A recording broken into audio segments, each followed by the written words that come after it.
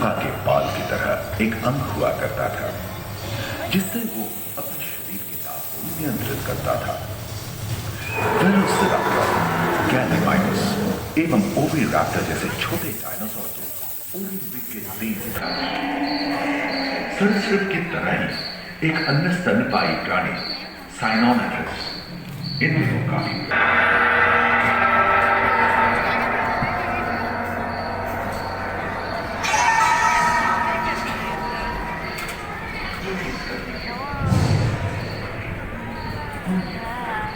स्तनपायी डायमेट्रोडोन प्रकट हुए, जिसकी पीठ पर नौका के पाल की तरह एक मीटर तक पंख फैलाने में सक्षम दानव जैसा ड्रैगन फ्लाई, साथ ही दिलचिट्टे, बीटल एवं बिच्छू पृथ्वी की चारों में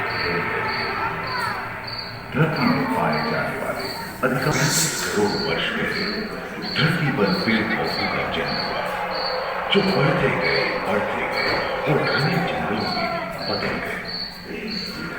घूम, मकड़े, आदिम पंखहीन पतंग एवं इक्तियोस्टेगा जैसे उभयचर प्राणियों का आविर्भाव हुआ।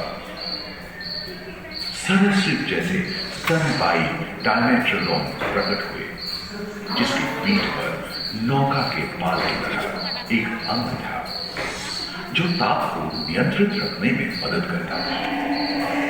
सरीसृप की तरह ही एक अन्य स्तनपायी प्राणी साइनोमेट्रिस इन दिनों काफी प्रभावशाली हो उठा। इसकी विशेषताएं कुत्ते से बहुत मिलती थी।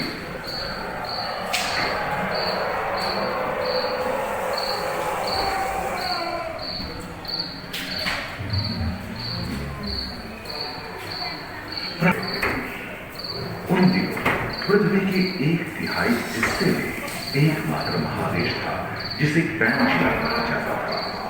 जलवायु गर्म है और उनकी जगह डायनासोर ने ले लिया था।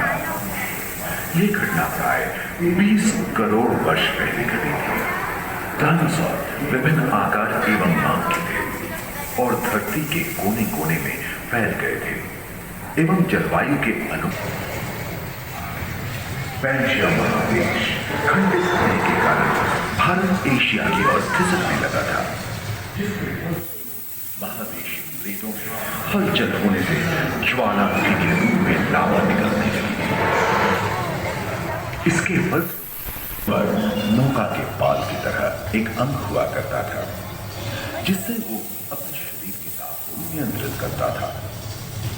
वेलोसिराप्टर, गैलेमाइनस एवं ओविराप्टर जैसे छोटे डायनासोर ओलिंपिक के तेज एवं समुद्री गर्भ के कठोर आवरण से रॉकीज एवं अन्य पर्वत श्रेणियां निर्मित हुई।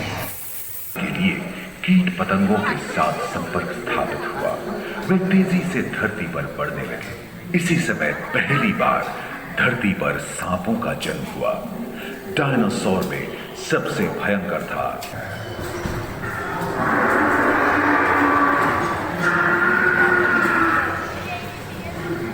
इनके हमले से बचने के लिए शाकाहारी एंकिलोसॉरस अपनी पूंछ के उदकर का इस्तेमाल करते। सभी डायनासोर प्राय 6.5 करोड़ के अंदर एक बहुत बड़ी दुनिया पृथ्वी से जा रही, जिसके फलस्वरूप उत्पन्न फूल के विशाल मेघ में हजारों वर्षों तक सूरज की किरणों को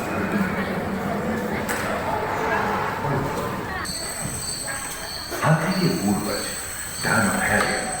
और घोड़े के पूर्वज यूरोहिपस की उत्पत्ति हुई, जो आज के हाथी और घोड़े में रूपांतरित हुए। लेमूर, टर्सियर जैसे प्राइमेट भी इसी युग में पैदा हुए। खोखली अस्थियों वाले आज के दिनों के पक्षी इन्हीं दिनों जन्मे थे। डायाट्राइमा जैसे बड़े एवं उड़ने में अक्षम पक्षी उन जगहों में रहते थे जहां मांसाहारी बड़े स्तनपायी प्राणी नहीं मिलते थे। एक एवं बंदरों का जन्म लगभग 1 करोड़ वर्ष पहले हुआ था। इस समय ही पृथ्वी के लंबे इतिहास में झांके तो ऐसे कई मौके रहे हैं जब उत्तरी गोलार्ध के अधिकांश हिस्से बर्फ की चादरों से ढक गए थे, जो आइस एज के नाम से जाना जाता है। हम आज ऐसे ही एक आइस एज में रह रहे हैं जो 20 लाख वर्ष पहले शुरू हुआ था। रोएदार गेंडे, रोएदार स्तनपाई और कस्तूरी गायों ने अपने शरीर के रोमों की सहायता से शीतल जलवायु के साथ तालमेल बैठा हुआ है। पुष्टगुंबद आकार के गोलुआ ग्लाइकोडोन जैसे विशाल आर्म लोग उनके मौजूद थे। सिर सूट वाले बाल और वे भी ओझल हो गए। इस समय से ही आधुनिक मानव का क्रमिक विकास शुरू हुआ और विशालकाय स्तनपायी प्राणी धीरे धीरे विलुप्त होने लगी।